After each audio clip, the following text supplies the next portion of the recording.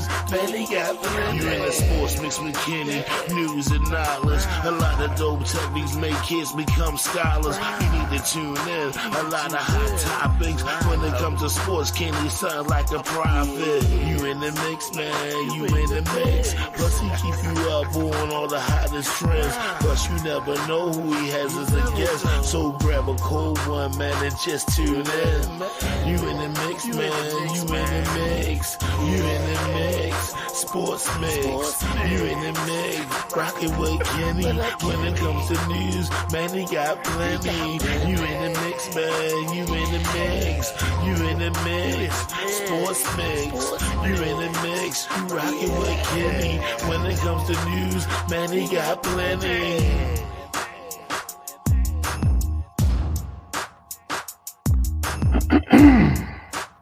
Uh-oh. Back again. What up, y'all? It's the Sports Mix. Big Kenny in the building. Got my man Dino. Yes, sir. Yes, sir. What's happening, my brother? Oh, man, all good. You know, got that dub. Got the dub. Lemonade was a little sweeter this evening. Yeah. Steaks were seasoned up just right. Mm-hmm. You know, Sunday meals was right on time, right on point tonight. Anytime you get a W, everything just a little bit better. You know.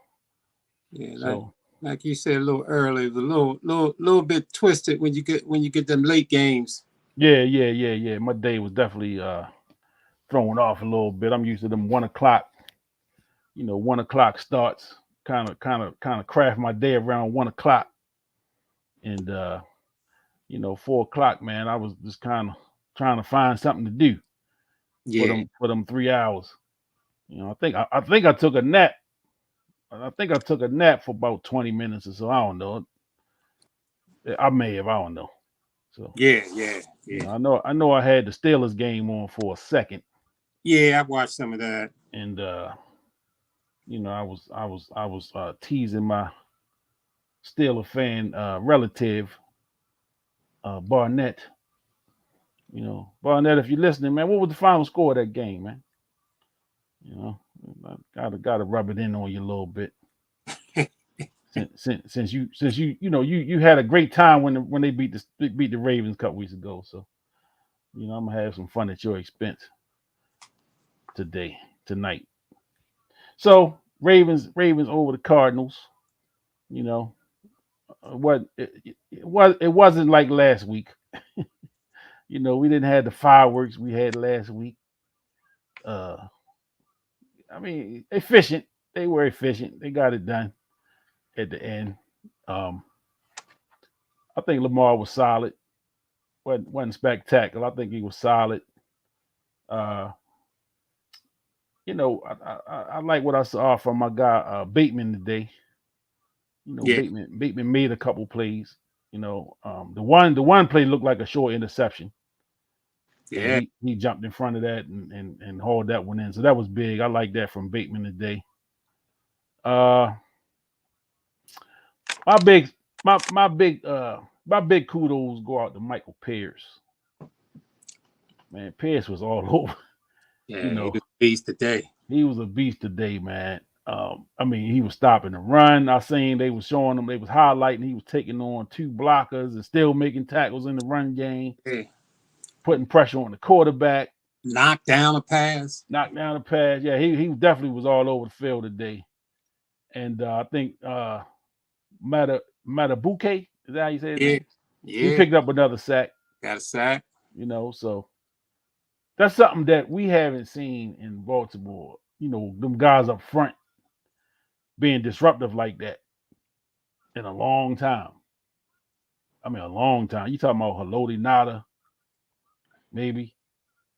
I can't really think of nobody since him that was that big of a disruptor. Give a little bit to the what's the dude's name went down to I think he's down at Atlanta now this year. He wasn't too bad. Yeah. You Calais. talking about Calais Campbell? Yeah. Calais Campbell. But he was on the end though. He was well. He He was wasn't kind of in in the the middle. middle. He was kind of in the middle too. He Yeah, he kind kind of of threw played. him around a little bit. Yeah, he Yeah. moved around a little bit. Yeah, but you know what? When I think of Calais, right, I don't think of him as a big boy like Mm-mm. them boys. Them boys are big boys, like Yeah. sumo wrestlers. You know, Yeah. Calais is just a big month. Let me not cuss. Calais is just a big boy, man. He's six. Calais Yeah. is like 6'8". Yeah, he big boy. You know Yeah. what I mean? Just a big, Yeah. solid guy. You know what I'm saying? So, but Pierce it's good to Pierce see. kind of remind you of a Sam Adams or a Saragusa, Yeah. one of Absolutely, them boys plugging up absolutely. that middle. Yep, absolutely. He was really impressive today. Yeah, he had a hell of a game today. Big game today from him. Mm-hmm. And so that's where I thought the game was won. I mean, the Cardinals came out. They went down the field the first possession. I guess they figured, oh man, this defense ain't all that. We Yeah. ran down on them, and they pretty much found out after that. These guys legit. They are legit, and it's not going to be as easy as we thought. So kind of, what's your overall thoughts of the game? Well, I think that coming off of that that near perfect game against the Lions, I mean, this is a setup game. You destroy the Lions, who was getting all the hype coming into that game, and you put on this magnificent performance. Lamar Jackson was the AFC Player of the Week, putting up 38 points. Defense not allowing. They didn't get in the end zone, did they? It was 38-6. I can't recall if they got in the end zone or not, but the defense played. Oh, you talking about last week? Yeah. Oh, last week. Yeah, I don't even remember. Yeah, it was lights out. And so coming in here against a team that was like 1-6. I mean, everybody was looking at this game as a potential blowout. Even though the Cardinals, they were 1-6, they've been in every game. Yeah. They haven't been getting blown out. They've been in every game. So they've been competitive. And their offensive line and their running game is supposed to be pretty strong. And they did show some flashes of being able to run on the Ravens. And I think the Ravens stood up. A couple of things that stood out to me. They scored first. I think this may have been the first time the Ravens have been behind first quarter and allowing a first quarter touchdown. So the Ravens were playing from behind, but they clapped right back and took that ball downfield and tied that score up. Yeah. When they got the ball. So that was one thing, playing from behind and then, eventually taking the lead. And then another thing I thought was real big, and this goes back to what you were saying about Pierce. Man, they were stopping them on fourth down, I mean, it's like a couple of fourth down plays, a couple of 3rd and 1s, and the Ravens stuffed them. Yeah. Very impressive, the Ravens on fourth downs and on 3rd and short. That middle got real tough, and good win for the Ravens overall. Man, really a good win. The final score was whatever it was, but it really wasn't indicative of what the game was. I think the Ravens wanted a little bit bigger than that, and particularly when you think about the 2 picks. Yeah. Geno Stone and Brandon Stevens, and the Ravens turned both of those scores into touchdowns. So that was yeah. What's up, Glenny? That's Glenny Moore with the comment there, playing to the level of their competition again. Yeah.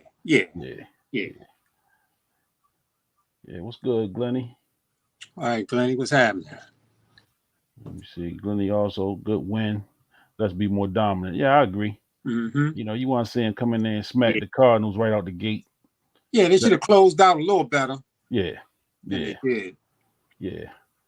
So, I mean, again, I think it was a good win. Traveling across the country. I don't know when they went over there, so I don't know, what that adjustment period was for them. I know a lot of fans went out there. I know you could hear it and you could see it. Yeah, you could hear it and see it. I mean, I saw a lot of my Facebook people Yeah. Was going out there this weekend, man. So it's good to see, fans traveling that well, supporting the team that way. So, and again, you can hear it on the TV. You could kind of see it in the crowd a little bit. A lot of the purple, man. I saw a lot of people, posting, man. They've been partying out there. They had the Ravens tailgate. They had a bar up there where they had parties at last night. Yeah, real good, man. Real good win. What's up, Bink? Good win, all things considered. Not an easy road trip. Absolutely. Anytime you find across the country like that. Absolutely. That's just the difference in time and getting your bodies adjusted. And then, Arizona's in the desert. So you gotta deal with that dry heat. And I heard it's like 80 something out there today. I mean, they played inside, but that still have an effect on you, just being out there that, coming from here where it was a little chilly early in the week. I don't know when they left. But yeah, just a good win for the team today. Not overwhelming on the offensive side. And I think, we tend as fans, we sometimes when we see a game like we saw last week where they were just, everything was clicking. We tend to we don't do a game to game. We kind of look at it as, all right, now we ready. We gonna kick everybody's ass like that. We gonna run it up on everybody. And it's a game to game situation. You got every opponent is different. Every opposition is gonna bring different things to the table. So you can't go into a game expecting to put up 38 points every game and to make it as easy as they did last week. And I'm sure the players don't approach the games that way. But from a fan perspective, I know sometimes we just think it's like a light switch. They can flip it on, and it's go. And each game is just a little different. Each game is a little different. So they got the win. I'm gonna be happy with that. Not too critical today. I don't really have a lot to pick on. You know, little here and there, just some stuff. But overall, I just think it was a good game, good win. Way to withstand the little run at the end, and they flying back with that W. So I'll take that. Yeah, when a team is in front, like the Ravens been a lot this season, other teams are, opening up their offense and, just like in this game, coming down the stretch or what have you, the Ravens got up kind of comfortable 24-7 or whatever the score was. And when you get to that point, it's just a natural thing to sort of let down a little bit and defense slack up, and then the offense is trying to score and throwing the ball and hurry up offenses and all that kind of stuff. They will, get some yardage. And I think that part of the game is where, Coach Harbaugh wants the Ravens to be able to, shut things down and close these games out a little bit better than they did today. Aguilar looked a little crazy on that onside kick. He just let the ball bounce in front of him. But, maybe they don't, I don't know, maybe they don't quite practice those things quite enough. But I think there were some little hidden things in the game that maybe some people didn't notice that I think played a good part in the win. I say, what's his name, had a really good game. Stout, the punter. Yeah. He had 4 punts. Man, he punted the ball 4 times, and one of them went to the 8. The next one went to the 10. The next one went to the 8, and the next one went to the 10. So that's 4 punts that nailed and put that Cardinal team back within their 10-yard line. That's some good stuff right there. Yeah. And a lot of times things like that kind of get glossed over. I thought that Gus Edwards had a good game running the ball. Gus looked pretty good. He's been looking pretty good this year. We never really looked at Gus. Most people don't look at Gus as a number one, but he's holding the fort down. Running that ball, and you keep hearing a lot of trade rumors about Derrick Henry and maybe even the Saquon Barkley. About the Ravens trying to trade for them. Of course, that trade deadline is Tuesday. Yeah. So we should expect to see, maybe a flurry of trades throughout the league as we come closer to that trade deadline, and we'll see if the Ravens participate. Kyle Hamilton, he's always strong. Of course, Geno Stone, he got another pick. That's the third game in a row that Geno Stone and picked the ball. He's been playing some real good ball, and then Brandon Stevens been playing really good ball too. Interesting little comment they made saying that Brandon Stevens has been thrown at more than any other corner in the NFL this year. And I think that has a lot to do with teams not really wanting to throw too much at number 44 on the other side. Yeah. Well, it's like him and Hollywood had a little. Hollywood picked up the pass interference on him early in the game, right? I think right before they scored. Yeah. When they got him down to the 1 yard line. Yeah, and that looked a little questionable to me. It was questionable to me too. It looked a little questionable to me, but I mean, it is what it is. It is. I'm not gonna make a big fuss about it. It is what it is. But Hollywood, good to see him. I wasn't down on Hollywood when he was here. No. Like some people was. I liked Hollywood. It just for his skills, man. He wasn't in a system that catered to what he liked to do. And he allowed that frustration to kind of get the better of him, and he wanted to get up out of here, and he got out. He got his wish. Yeah. And it ain't going so well over there for him as far as from a winning standpoint. But I guess he's getting his targets. I guess he's getting the targets he wants. So I think he's the main guy for them right now. Yeah. They let D-Hop go. So is Kyler Murray scheduled to come back at all this year?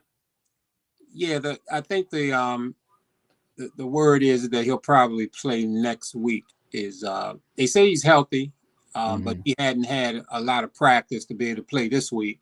Okay. So they're thinking that maybe next week he'll play. So expect to see old Kyler out there on the field.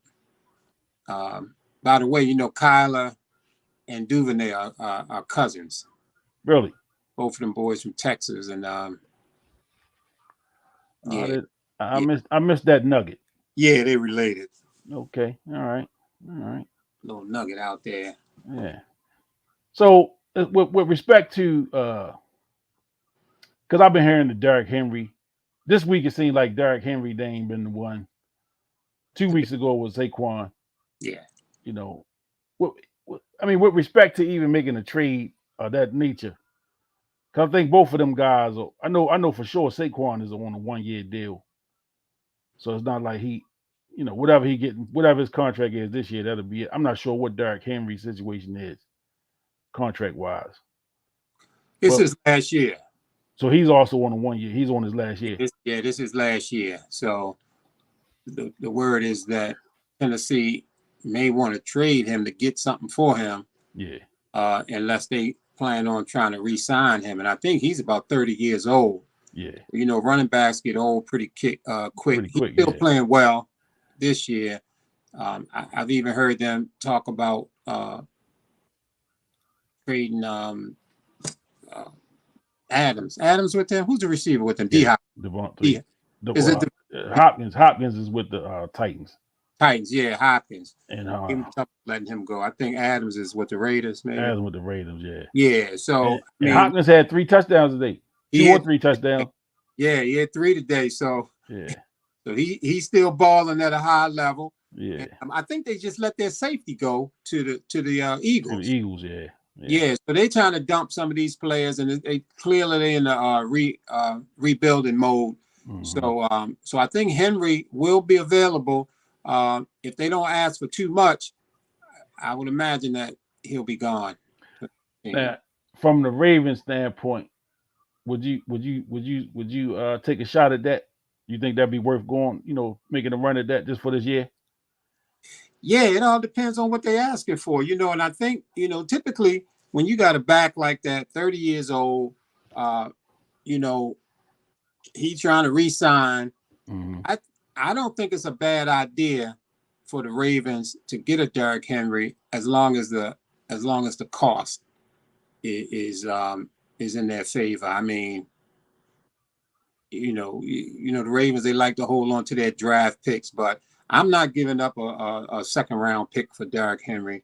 Mm-mm. I may not even give up a third round pick for him, but if the price is right for the Ravens, he would be formidable in that backfield. Lamar Jackson being able to turn around and hand that ball to that dude. I mean, pick your poison. And yeah. I think he would even help that passing game, even more. Yeah.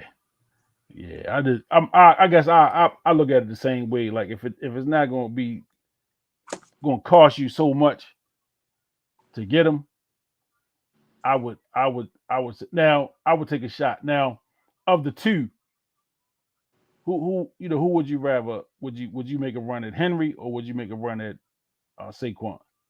Yeah, that's a real good question, because Barkley been injured.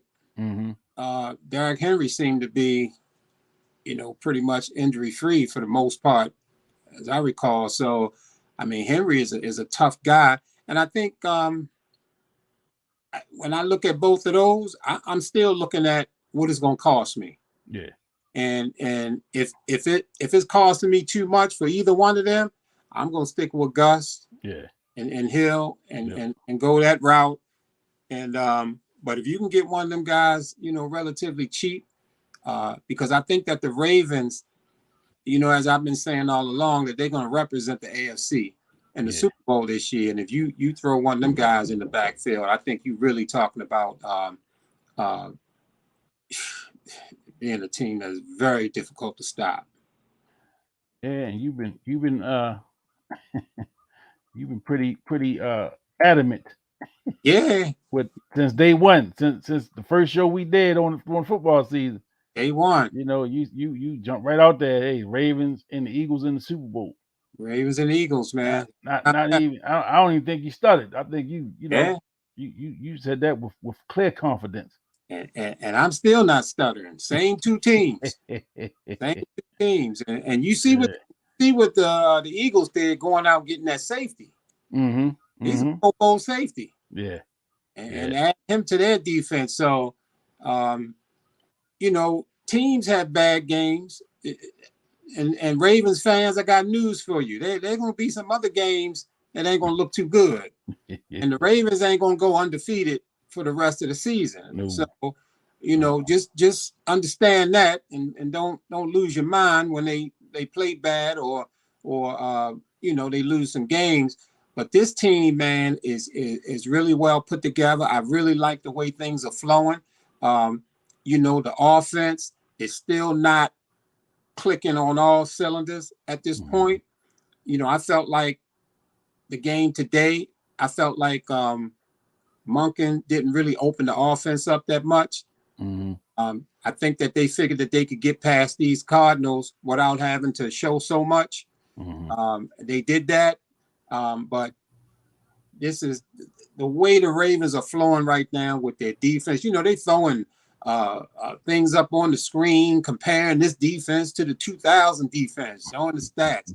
They throwing things up there showing Lamar's 2019 season, what Lamar's season this year. So if you talking about since Roquan Smith been with the Ravens, mm-hmm. number one defense in the NFL, mm-hmm. and now you're looking at the Ravens offense starting to click. And you got Lamar Jackson now playing again at close to an MVP level. So if you got the defense clicking like that, you got Lamar playing close to MVP level again, You got Justin Tucker.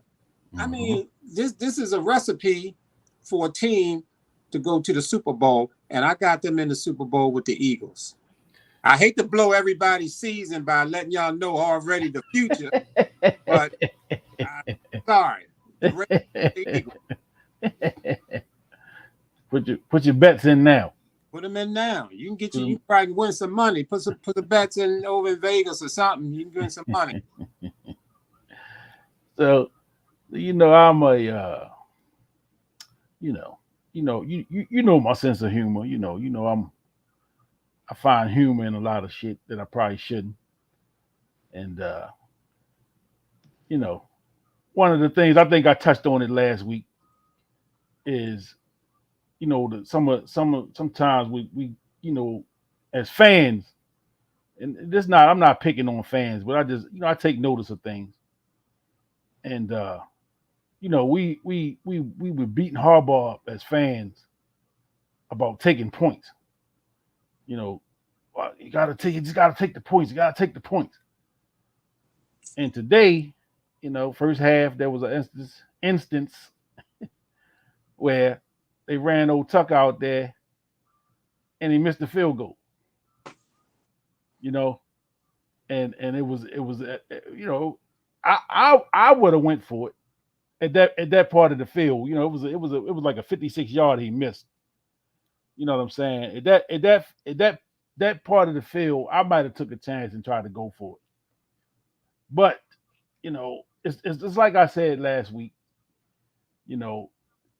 When you make decisions as a coach, a lot of times you take the hunch, and because Tucker is so good, we don't take into effect or take into account that he's human, and that there are going to be times where he's going to go out there and he's not going to hit the field goal, or the field goal could get blocked, or something could have the snap could get muffled, something.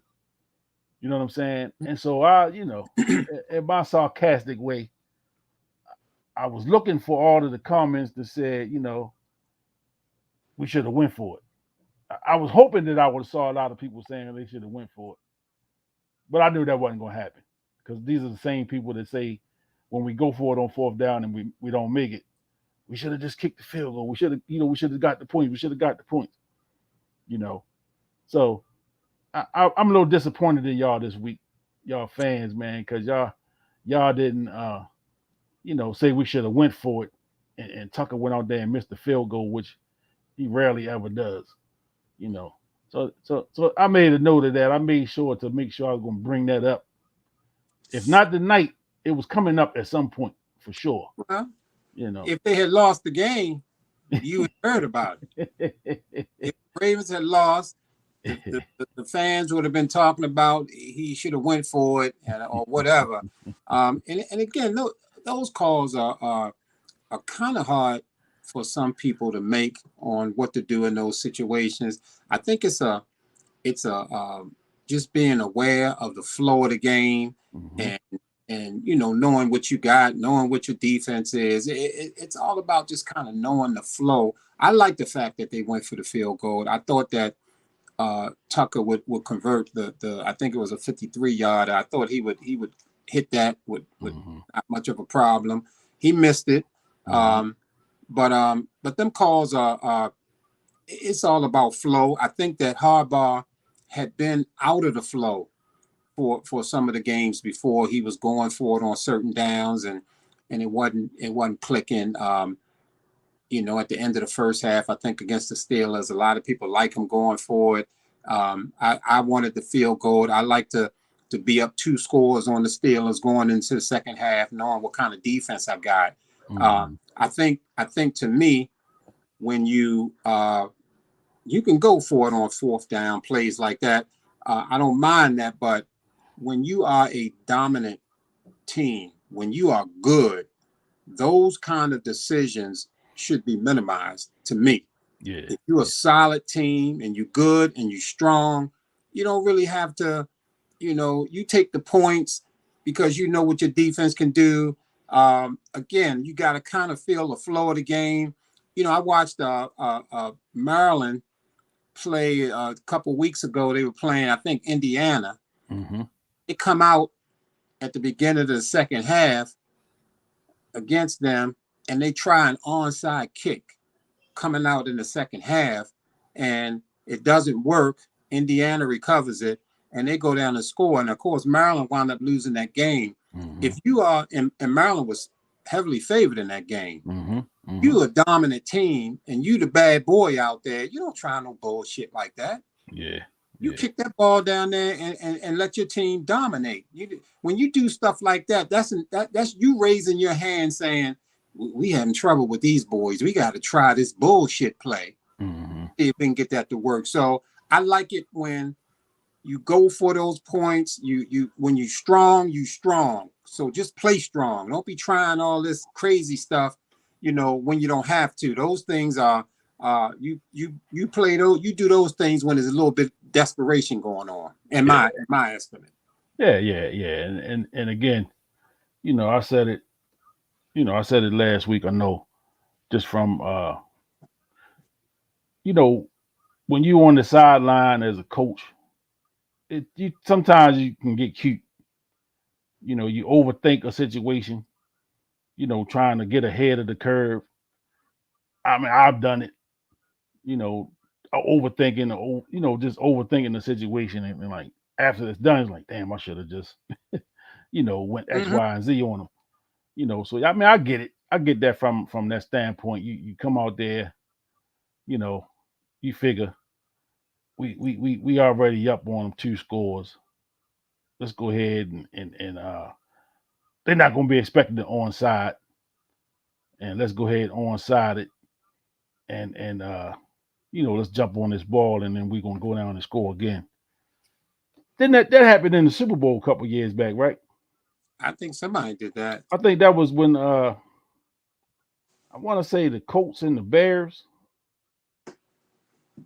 I know Peyton Manning was involved some kind of way, and a lot of other things come into play with.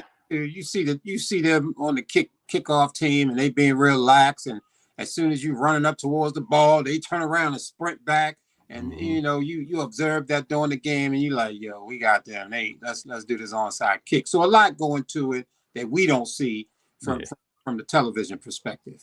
Yeah, and really, that's part of that's part of the coaching thing. Is you kind of look at your opponent, you look for tendencies. Like you said, you're looking for tendencies, you're looking for weaknesses in the defense that you can exploit. You know what I'm saying? Which is why a lot of coaches like to sit up high, just calling the plays so they can kind of see, where we might can attack at this point. You know what I'm saying? I know. I just like, I like that variety, and that I don't mind taking chances. You know what I'm saying? I gamble a little bit, so I don't mind taking chances. I'm not that conservative all the time. I know there's a time for that. Sometimes you just need to get the W and get up out of there. Mm-hmm. And then there are other times where you gotta, be the riverboat gambler, as they say. Take your chance, take a shot, and try to make something happen. In a game, like you just used the Maryland game as an example. That was probably a time where they probably didn't need to do that. No, absolutely not. That was probably a time where you probably overthought the situation.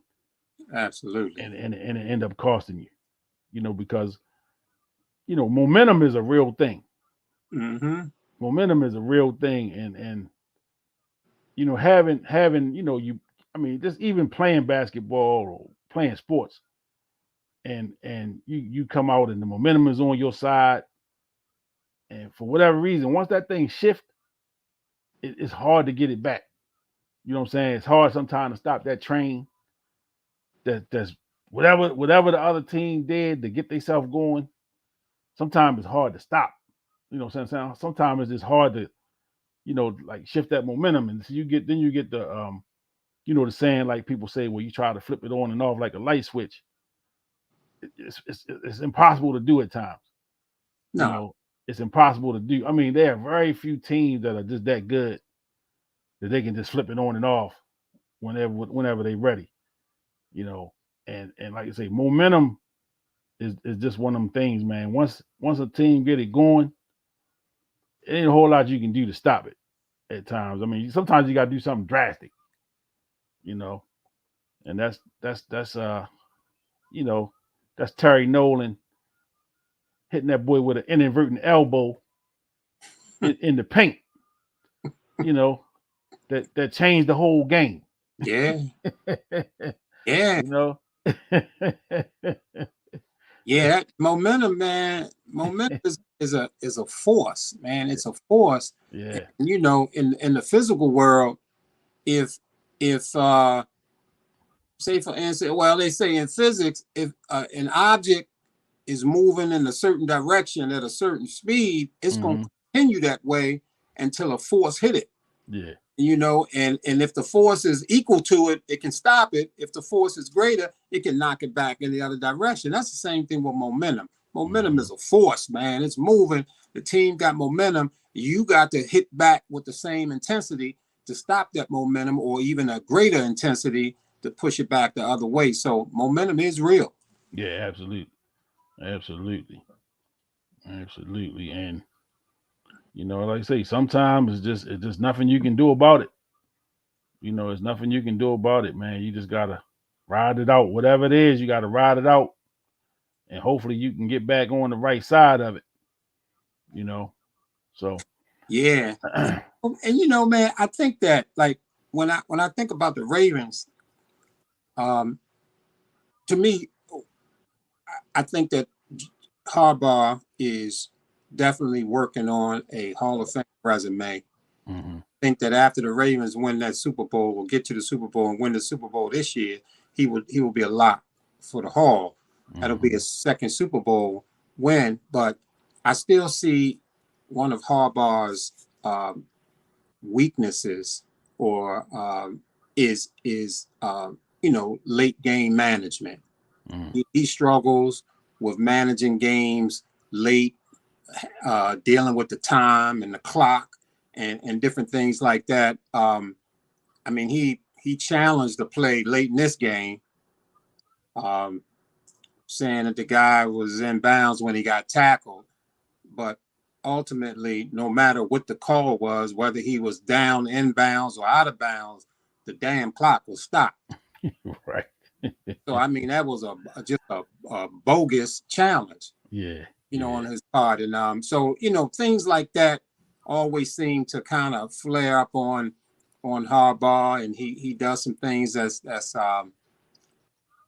he could tighten up his game. Matter of fact, even in the preseason, and to me, in the preseason is a time when you have some of your players working on things, but you also work on your coaching during the preseason. And people don't really think about that, but you work on your coaching.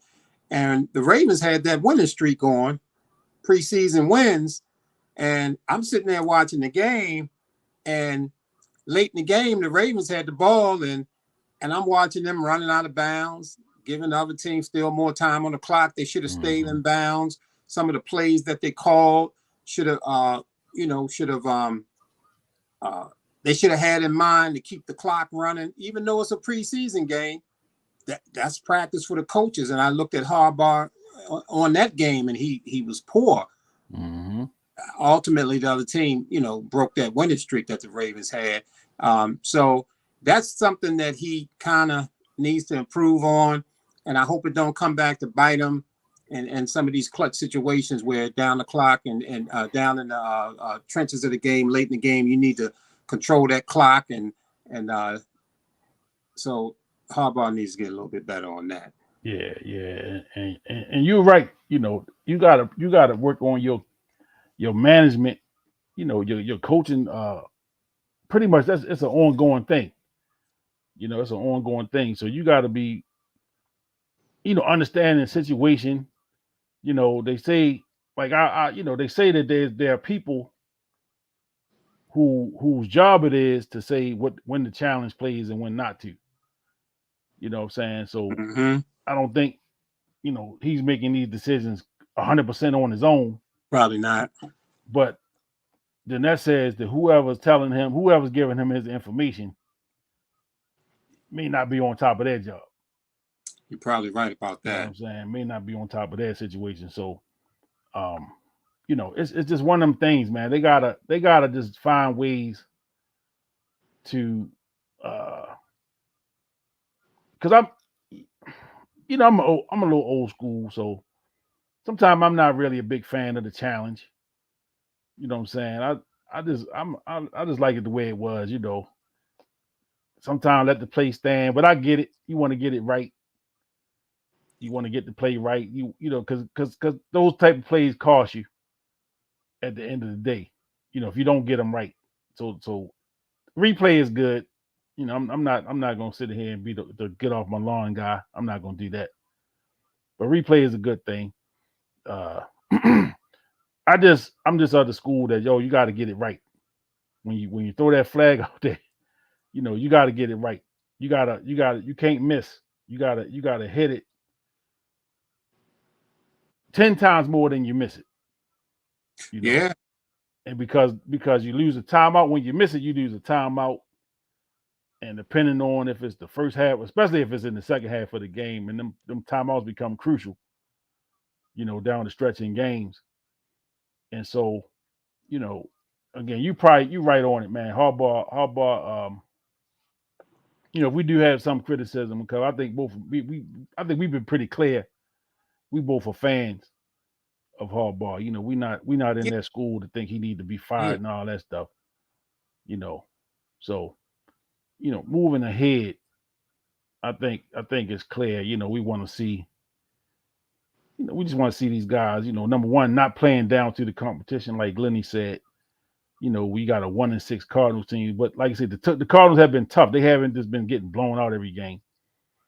So it's not like they was gonna come in here and roll over for us. Right. We had to go out there and beat them. And we did get the W. But I had a thought and I lost it with relation to that, but it'll come back to me. But so again, man, good W. You take that win. We move on to the next game, which is I had it up here. Seattle, which is going to be a tough game. It is a home game, but Seattle's been playing pretty good. They've been playing some pretty good ball. Geno Smith is playing pretty good ball, man, for a guy that a lot of people have written off. Probably 5-6 years ago, they had written Geno off. And to see him kind of get a rebirth up there in Seattle, on the back end of his career, and he got a contract. He was able to get another contract last year. After he played last year, he was able to get a contract, man. So, they had a big win today over Cleveland. So they're coming in on a high. He's playing well. Their defense is solid. So I expect the Ravens to win, but I'm expecting, it's just tough to say before a team come in, because it was just like last week with Detroit. Everybody picked Detroit to win the game. All of the experts, they picked Detroit to win the game, and then they came in here, and we know what happened with that. So, so I'm looking forward. Geno, if people can recall, he come up out of West Virginia, played ball there. He had an excellent college career. Down there balling with I think Tavon played a couple of seasons with him down there. Tavon Austin from Dunbar.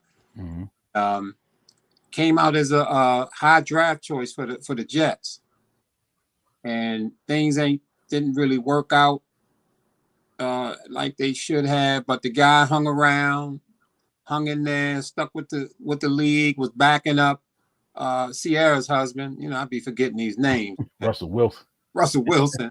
Backed up Russell Wilson.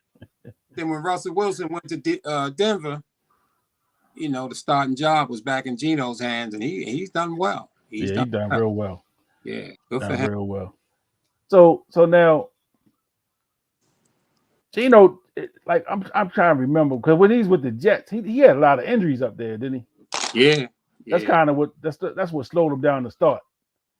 Is he just had a lot of injuries. It seemed like every year. I know he had a real devastating one early. I don't know if it was a knee or something in the leg. Yeah. It didn't go well. It didn't go well for him early. Yeah. And then he just seemed like he couldn't ever get himself back healthy. He would come back and he would get injured again, or just wasn't all the way 100%.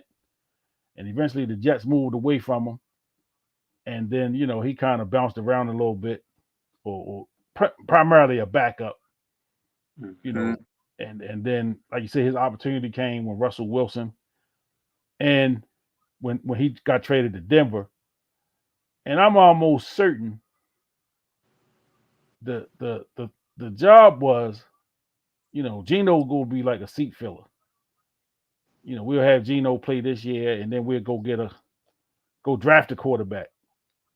Now, I don't even know if they drafted the quarterback to come behind him because he played so well. Exactly. And I know that there was a little dilemma: should we pay him? And then he ended up getting the contract. He didn't get Lamar Jackson money, of course. No. But he got decent money for a guy that had been through a lot of the stuff that he did. The guy that had been written off, for the most part, he was written off. So it's good to see, man. I don't hope he played well next week. I hope he kind of revert back to the Jets or whatever, and have a terrible game next Sunday. But then he can play good after that. Well, maybe Roquan and Michael Pierce and Clowney and them boys will help him have a terrible game. Yeah. That's I'm what hoping. I'm looking forward to. I'm hoping so. Yeah. Now, that's another name you brought up, Clowney. Man, that might have been the pickup of the offseason, because he came in late, and he just seemed to fit. If he's not getting to the quarterback, he's putting a lot of pressure on that quarterback. You know what I'm saying? He's putting a lot of heat, and probably see a lot of times too. What happens, because we talked about Geno Stone and 21, the other corner, and Humphreys and them guys. Yeah. The defensive backs look a lot better when you're getting pressure on that quarterback. Mm-hmm. You know what I'm saying? And it kind of forces the quarterback to do things. You speed them up. You know what I'm saying? So when you're able to get pressure with the front four, when you don't have to run and then your linebackers can play in coverage, they don't have to blitz. They can kind of, be in space, where they just create more problems. And so you got a quarterback like the young fella today for the Cardinals. If you give him enough time, he's going to make a mistake. And I'm not saying give him time like protect him, but I'm talking about time as the game progresses, and he's constantly under this pressure. Even if they're not getting to him at times, but they just pressuring him, which is speeding him up. He's going to run into something. He's going to give up something. And he gave up 2 interceptions today. Was it 2 or 3? It was 2. 2 interceptions today. You know what I'm saying? So that pressure up front, I think, man, we talked about, like I said, we talked about it earlier. That make everything else work so much better. Because it don't force you to have to blitz linebackers. It don't, you don't have to run these fancy blitz schemes to get pressure on the quarterback. You're getting pressure on the quarterback from the guys up front. You know what I'm saying? And that allow your back end people to cover a little better. They can do some things in coverage that they may not have been able to do if we wasn't getting that pressure. So again, I gave Pierce the props up front as my player of the game. Very clearly he's the player of the game today. Absolutely. And then how you say this kid name? Matabuke? Okay. He picked up another sack. Yeah. And he's been balling all year too. He's been balling all season. I think, so that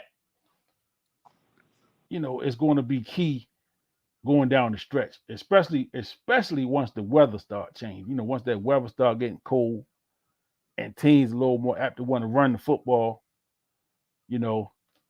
that's when them big guys gonna come in a lot of, they gonna come in handy a lot when they able to get up there and put some pressure on them boys, man. Because teams aren't really running the football on us that effective. The Cardinals did a good job today. They got some runs off that, especially that first series. Yeah. They pushed it down our throat a little bit. But yeah, them big boys up front, man. I can't say enough about how they played today and really how they've been playing all year. And that's something I think I said. I know I said it earlier that we haven't really seen here on a consistent basis since I know Haloti Nada was the name that kind of came up, and I can't remember the young dude that came after Nada, Williams. I can't remember his name. Number 98. Yeah, I can't. I can't remember his name, but he was putting some pressure. He had a couple good years on run stops, stopping the run, filling that gap up a little bit in the middle. He had some good years, but and you probably pulled out the best comparison, Sam Adams and Goose. With these two, that we haven't had two guys since those two guys. You know what I'm saying? Like this kind of stuffing the run and getting after the passer. Yeah. Putting that pressure on that quarterback like that, man. Then you got the ends. You like I say, you got Clowney out there putting pressure on him. You got Owe that he should have had one today. He got away from him, but it was tough angle trying to get it. He just couldn't get him down. But them guys are putting some heat out there on them on the quarterback, mm-hmm. and it's just good to see, from a team that, we know that was kind of one of the Achilles heels of the Ravens over the last few years is the pass rush up front. We was always, in order to get to the quarterback, we got to do all these blitz schemes, and you're sending linebackers and you're sending safeties and you're sending corners, and over the long haul, a good quarterback is going to exploit that. A good quarterback is going to exploit that. So, man, this is good to see, and great effort today overall. To get the W. Got a little ugly at the end, but yeah, I'm pleased. I'm pleased with the W, and we on to Seattle next week. So we go to Seattle. No, they come here. They come to us. Okay. Yeah, we be back on schedule next week. It's 1:00. So yeah, everybody can, be back into your regular Sunday routine next Sunday. So before we wrap this game up, any final thoughts on the game from today? Yeah, just a good Ravens win, coming from that performance against Detroit. I mean, this was a perfect game for a letdown. Harbaugh is pretty good at not allowing for the Ravens to let down, or after having big games and going to the next game. So the Ravens again, they played from behind this game. They allowed a touchdown with the first. Again, they won the coin toss. This time they elected to kick. They went downfield and scored. So here we are, the Ravens down 7-0. So the Ravens had to play from behind. They did that. They came back. They scored. They went ahead. So they showed you that they can play from behind. Yeah. They did enough to me to close the game out. I think just the way that this season is flowing, it just goes right into the fact that this team will go to the Super Bowl. I think that Lamar Jackson has a golden opportunity to win another MVP. He wasn't Superman today. He didn't need to be Superman. And again, with Monken in there calling the plays, I like the way he called plays. He, when the Ravens were ahead, he was calling plays to keep that clock running. They spent their timeouts and it was burning through that time. And when you handle the clock like that, even though, Aguilar made a bonehead move by not grabbing that ball on the onside kick. See, when things like that happen, but you've been handling that clock properly, they run out of time no matter what. So Monken, again, he has this offense. To me, I look at it as a fatherly offense that takes into account the health of Lamar Jackson, because whether we know it or not, Greg Roman was ready to burn this man out. Lamar Jackson was going to be beat up, and his career was going to be short, running under Greg Roman's offense. But Monken has a much more, I say, fatherly offense where he's concerned about Lamar Jackson's health. Lamar's not running all crazy. Lamar's not taking all these hits. And for the last 2 seasons, we haven't seen Lamar Jackson down the stretch because Greg Roman to beat the man up. Yeah. Well, Greg Roman ass is gone, and Monken, and now Lamar protected, and so now I expect to see Lamar playing in game 15 and 16 and 17 and into the playoffs. So those are important. And then again, we talked a little earlier before we came on about the bye being really late. Got a real late bye, and I like that. I like the fact that you get a bye in December, late in the season, and rest them bones, take care of a lot of them little aches and pains and nicks and little injuries, and build up that momentum for that run from after the bye all the way through the playoffs up into the Super Bowl. So things are looking good to me for the Ravens. Yeah. Looking good. Good win. So I just wanted to put up the stats here. This is Lamar Jackson. This is the season, and then they got projected numbers, and then the last 5. But for the season, we're talking 142 completions out of 200 attempts for 71% completion percentage. Yeah. This a kid they said was a running back. Right. So far, he got 1,600 yards passing. Not bad for a running back, right? 8.1 yards per attempt. 8 touchdowns, 3 interceptions. His longest touchdown pass was 80 yards. And he has a passer rating of 101.9. For a kid that can't throw. Right. You know what I'm saying? This is what we've been told. He can't throw the ball. And I hate to bring up numbers that's going to tell the story. But this kid ain't too bad for somebody they say they can't throw the ball. Right. Not bad at all, I don't think.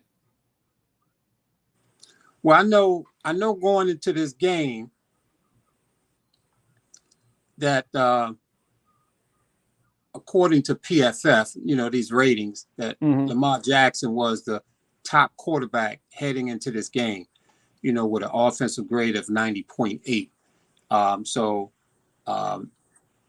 Second is Patrick Mahomes at 90.2. And Tua Tagovailoa is third at 89.3. So here you got this guy Jackson doing his thing. He ain't running as much, but his passing, the guy is doing his thing, and he is definitely in the discussion, in the running for MVP. And like I say, if you got an MVP type caliber quarterback, and you have a defense who's been the number 1 defense since Roquan came over, and you got Justin Tucker, the most accurate kicker in Super Bowl and NFL history. I mean, man, that's a hell of a combination there, man. And Kansas City don't scare me. Buffalo don't scare me. Cincinnati don't scare me. I'm just saying, man, that this Ravens football team is primed to do some big things this year. And I want all the Ravens fans to enjoy this ride. Everything ain't going to be rosy. They gonna maybe, play a bad game or two here and there, but this team is ready, and let's enjoy this ride. I mean, you got to enjoy the ride, and I brought the numbers up, just to be facetious. You know me. Yeah, yeah, You know why I do it.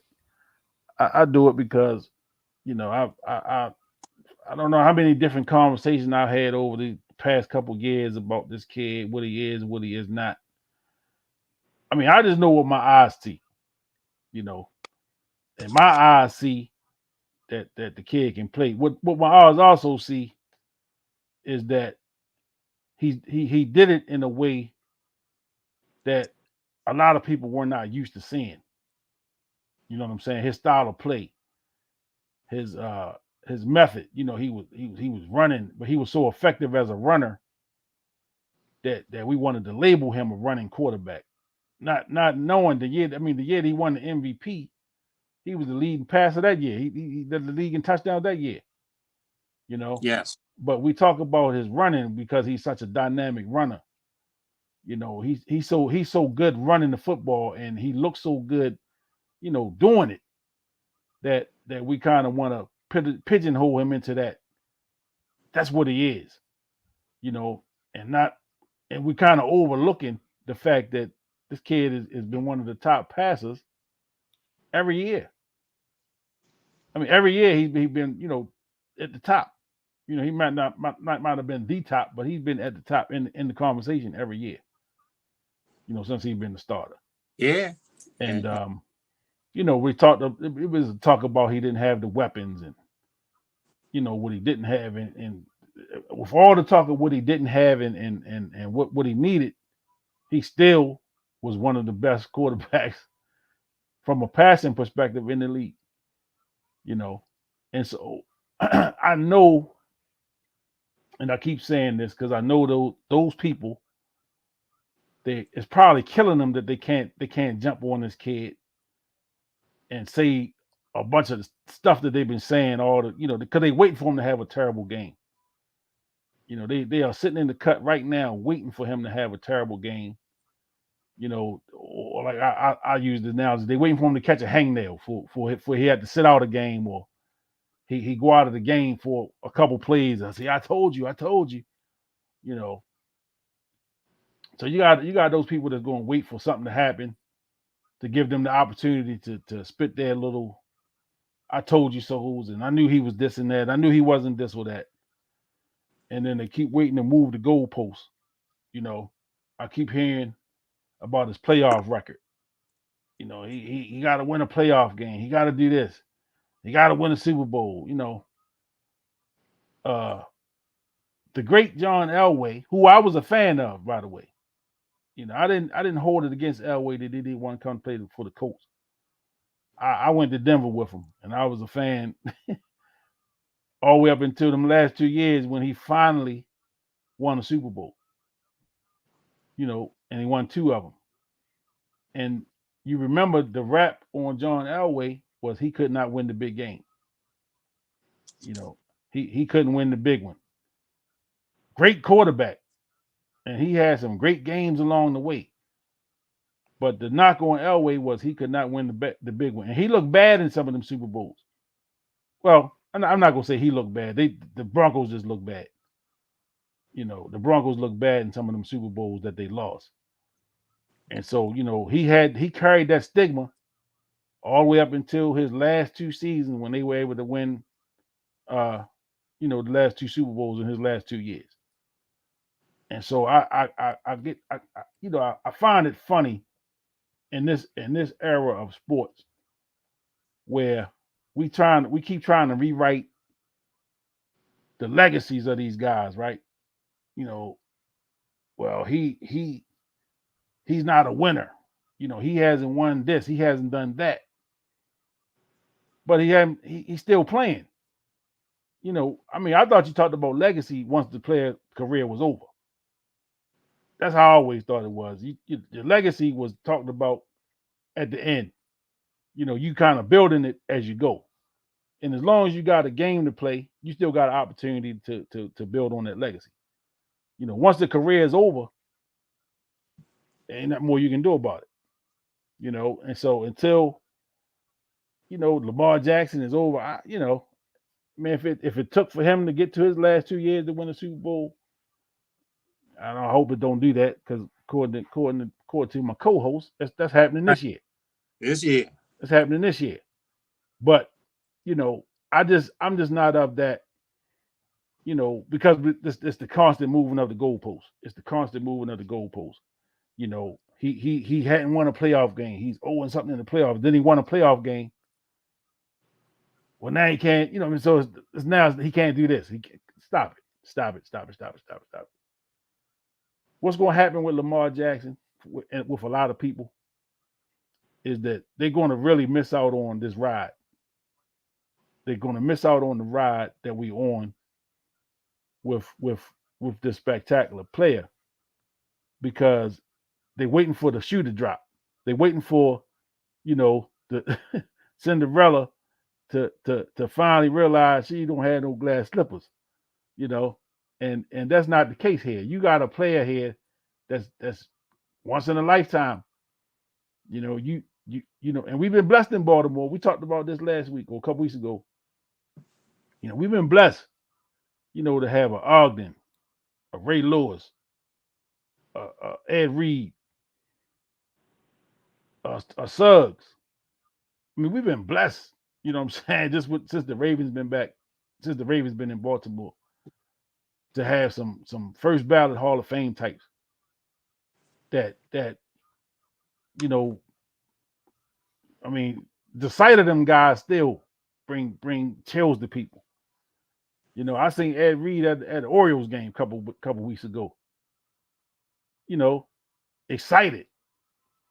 So I just hope people kind of understand what you have in front of you, and don't miss the opportunity to kind of enjoy the ride versus waiting for the shoe to drop, waiting for something to go wrong. Enjoy this ride while we have it. Because careers, great players may get 10 years. A player like Ray Lewis, we got what, 15 out of Ray. So, enjoy this while you have it. And take what you get with it. You know what I'm saying? And like I said, according to my co-host, you're gonna get a Super Bowl this year. You're gonna get a Super Bowl out of them this year. So enjoy the ride. That's all I gotta say. Enjoy that ride, man. It's all in place.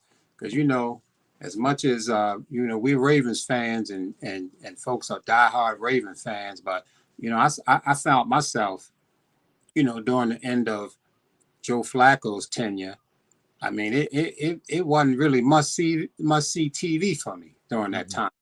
Because Joe Flacco, he had that big couple nice years in there, and we don't take anything away from Flacco because the man won a Super Bowl as quarterback. He played magnificently during that run, one of the greatest runs ever. Got paid for it. Should have been in the Super Bowl a second time with the Lee Evans catch, no catch, Cundiff comeback, missed the field goal. So that would have been 2 Super Bowls for this guy. And but he had run through his course. His time was up, and I give John Harbaugh credit.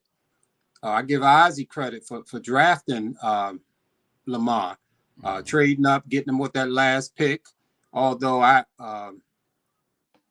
thought they should have picked him with their first number 1 pick. They grabbed Hayden Hurst, and then they picked Lamar with the second one. So that kind of, I don't know, it was weird to me. But this guy Lamar Jackson, man, he's been must-see TV right from the beginning.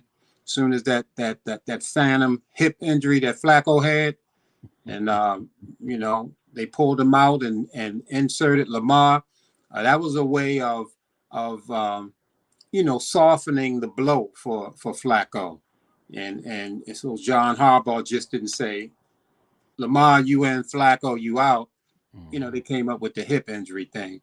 And I mean, it's been must see TV ever since. So we need to enjoy this guy, this number 8 player. He's one of the most watched players in the NFL. You know, when the Ravens play on national TV, they get super high ratings because of number 8. And you know, we talk about him not running as much. He coming into this week, he was tied for first with the most, with 15 runs for more than 10 yards, 10 or more yards. He was tied for the league in that. And that's running backs, quarterbacks, anybody. He was tied for that. So he's still running effectively.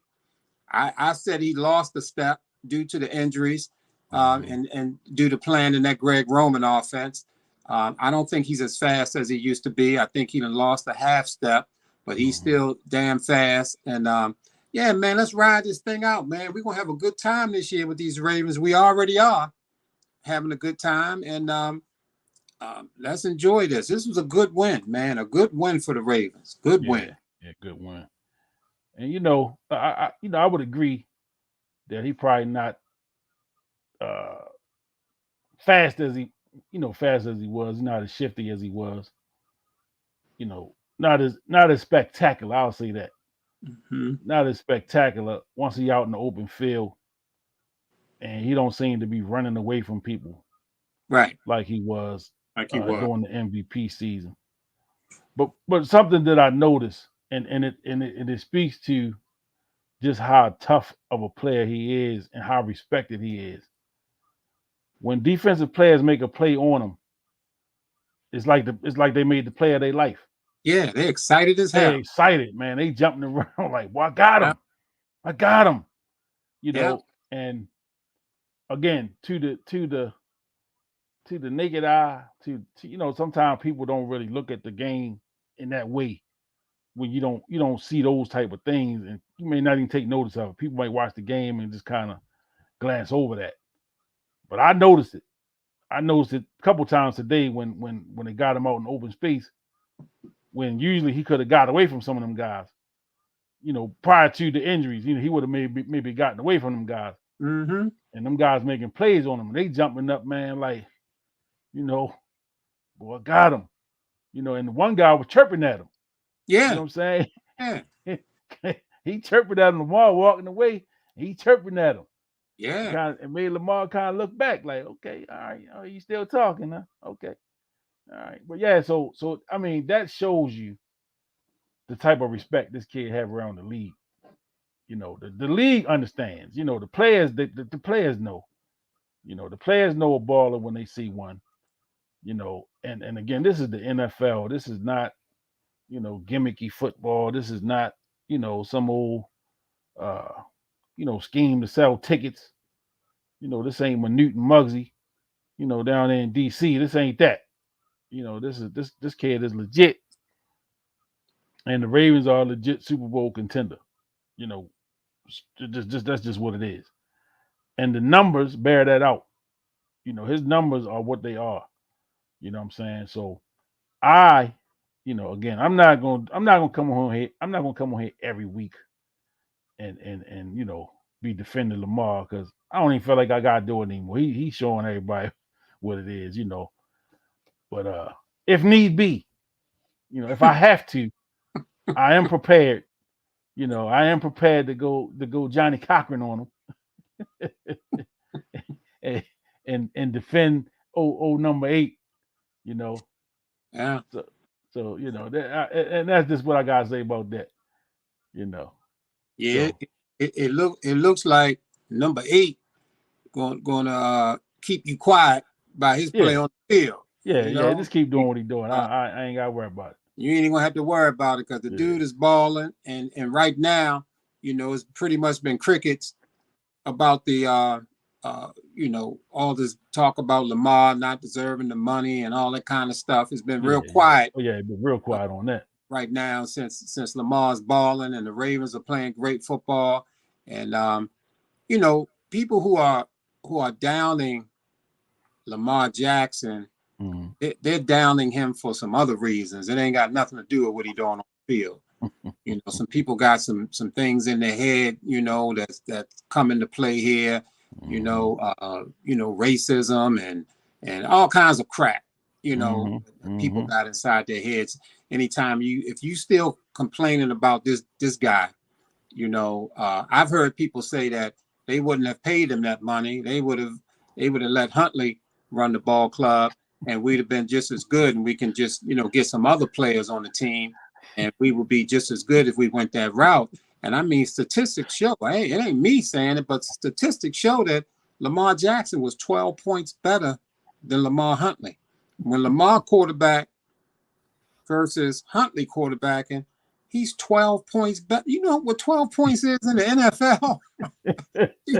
You know what 12 points is in the NFL? Well, I tell you what, put 12 points on that Cincinnati score in the playoffs last year. Huntley started and Lamar didn't. Oh, man. Put them 12 points on that game and see what you get. Yeah, I ain't heard that lately. But I definitely heard it all during the off season. And oh my goodness.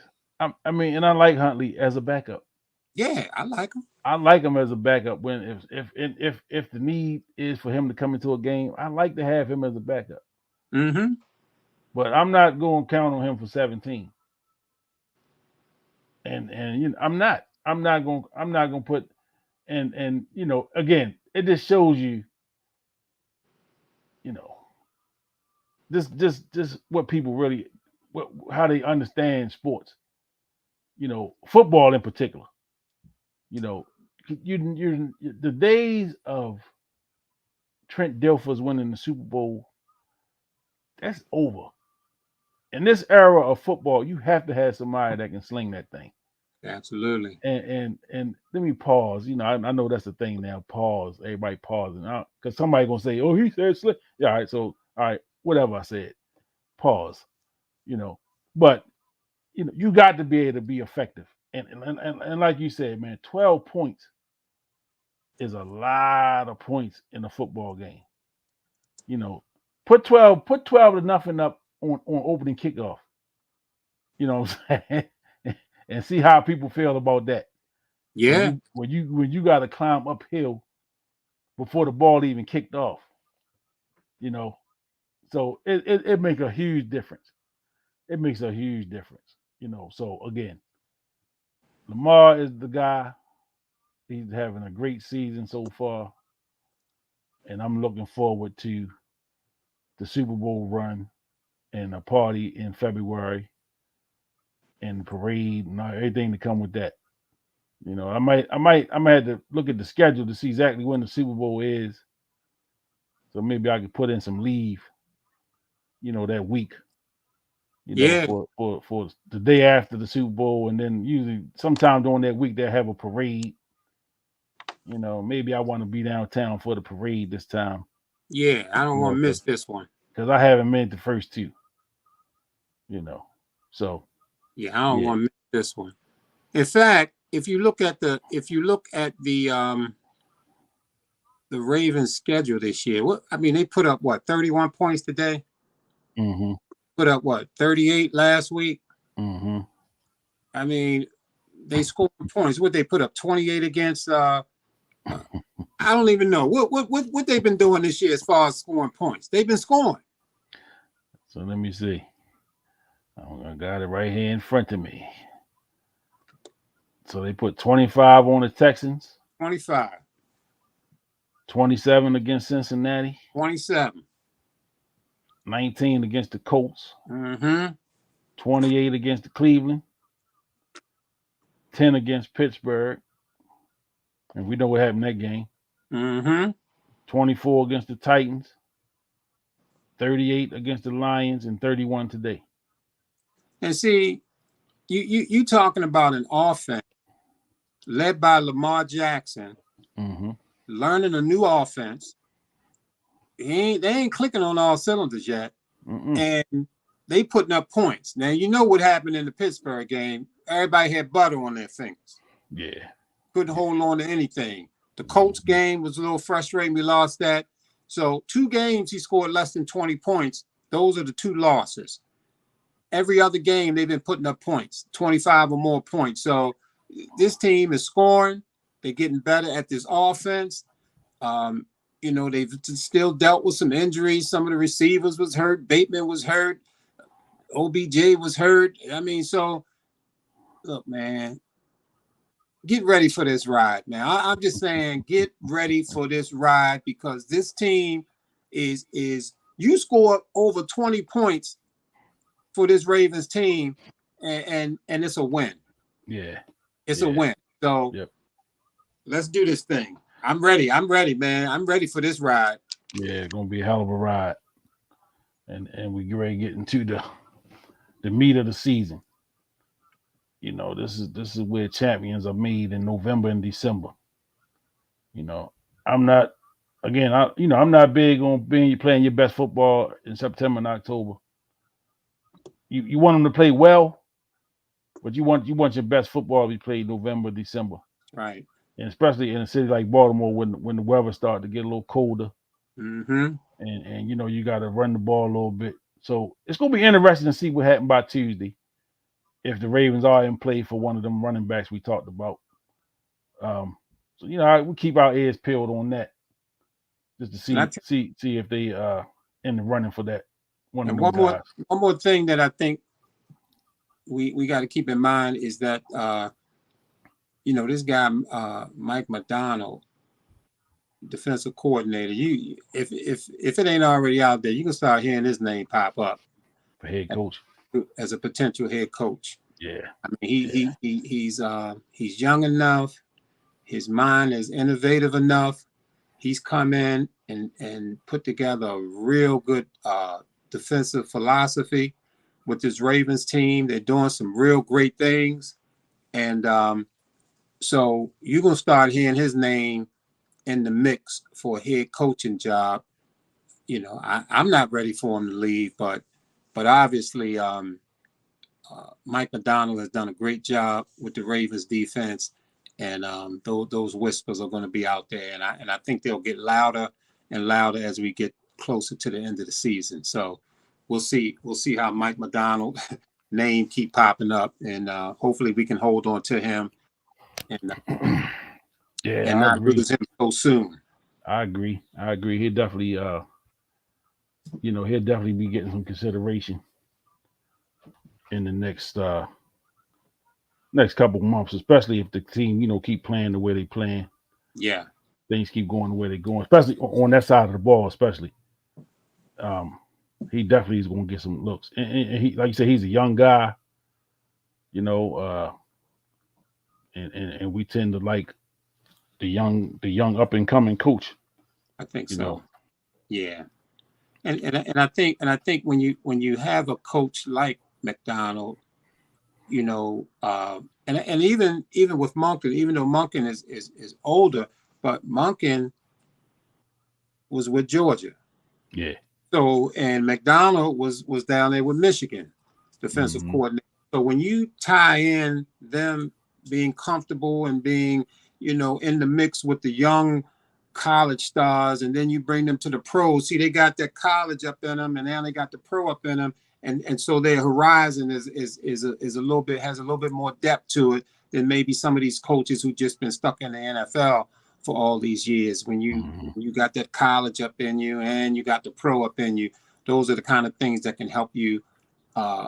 Your horizon is just much wider, and even thinking about a guy like Dion, I know what's his name called him a Pee Wee League coach. What's that guy name? Whatever his name. Ham Hock. Mike. Ray called him Michael Wilborn. That ain't Michael Wilborn. Yeah. Damn. I can't Ham Hock. I know the dude called him Ham Hock. I can't get that out of my mind. But you Dion said it'll come to me. Yeah. It'll come. He who coached his children in the Pee Wee leagues and all the way up, through high school, up into HBCU, and now over there Colorado. So I mean, those kind of things, man, is something. I know when we were coaching the flag, Turner Station flag football. I mean, I learned a lot, man, just coaching them kids. And from one year to the next, we went to the championship, came up a little short the first year, but then we came back that second year, and Jason Whitlock, thanks Ben, that's exactly who we talking about. Whitlock. Ham Hop. That guy. Yeah, that guy. But we learned lessons when we played that flag football. And then, when we had what's his name as a quarterback the second year. What was his name? As a kid, we had quarterback. Lindell was a terrific athlete, man. Yeah. This guy was a terrific athlete. We put the ball in his hands that second year, and it made a big difference, man. And to me, from playing 5 to 7 years, what was that age? 5 to 7? 5 to 7 year olds. I knew at that point you put your best athlete in the quarterback position as long as he's athletic and he got this right here going for him. Yeah, you can't go wrong by that, and that's what the Ravens have. They got Lamar Jackson.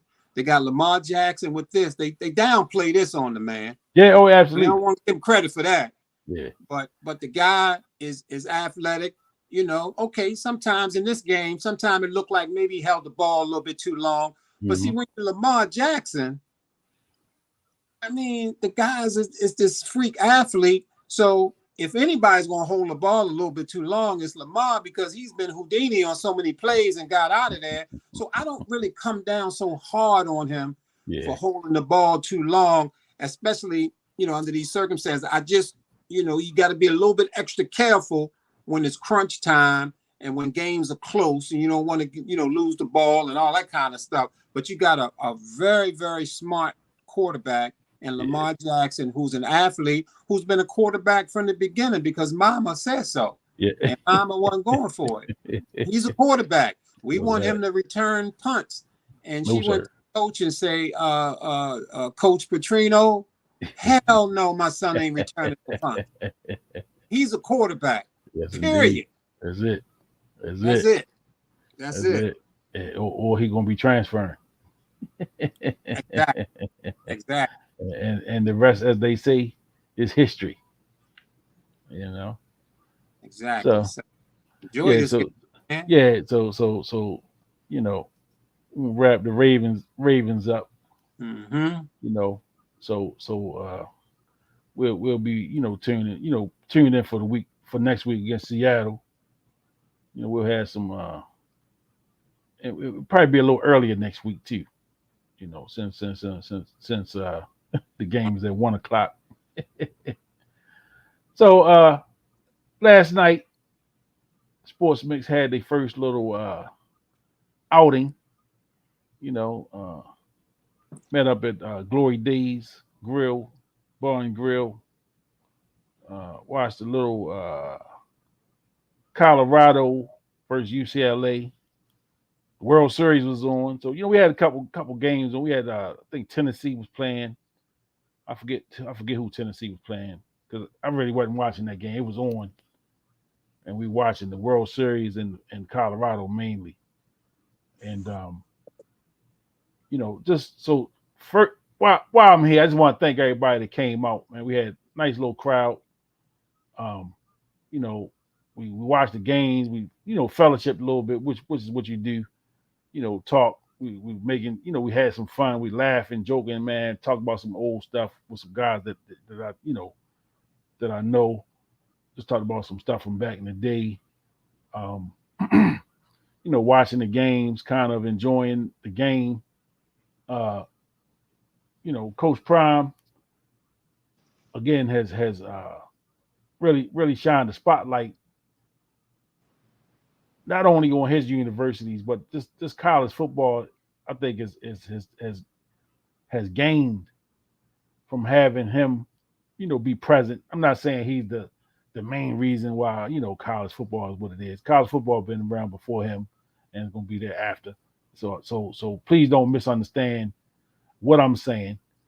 But I just saw a quote today from the UCLA coach, and his name is listen, let me apologize when I'll be forgetting these names. Because the names be on the tip of my tongue, man. I probably need to just start keeping notes and having these things in front of me. But I apologize for not knowing the name right off the bat.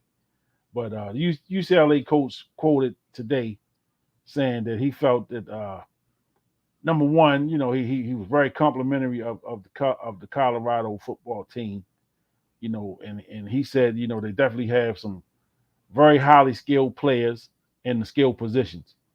The wide receivers, he said they were fast, the running backs were fast. He said Shador Sanders was in complete control of that offense. He was very impressed with Shador Sanders as a quarterback. He said defensively, they had some guys that could fly around. They were flying around making plays. So he's very complimentary of of what Deion Sanders is doing at Colorado, especially after just getting there this year. The quick turnaround. So Chip Kelly, thanks, Bink. Man, Bink, I gotta get you on the show, man. You got you got to come on the show, Bink.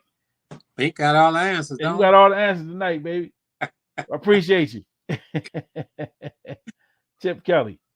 Yeah. But yeah, man. So he's very complimentary of Coach Prime today. I read a quote a little earlier.